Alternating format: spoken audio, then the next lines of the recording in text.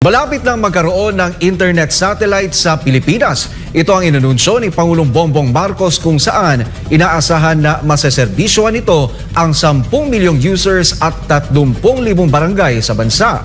Samantala, opisyal na mga tatawaging Agila ang unang internet satellite.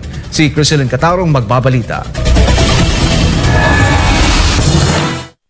Makukuha na ng Pilipinas ang unang satellites na nakatuon lamang sa bansa para mapabuti ang koneksyon sa internet sa malalayong lugar. Ito ay matapos ang ginawang partnership ng Filipino company na H-Tech Orbits at American satellite operator na Astranis sa ginanap na signing of agreement sa San Francisco, California. Layo ng kasunduan na magdala ng internet connectivity sa iba't ibang sulok ng Pilipinas sa pamamagitan ng micro-GEO satellites. Sa pamamagitan ng partnership, i-deploy ng Orbits at Astranis ang unang 2 internet satellites na nakatuon sa Pilipinas. Isang programa na inaasahang bubuo ng $400 million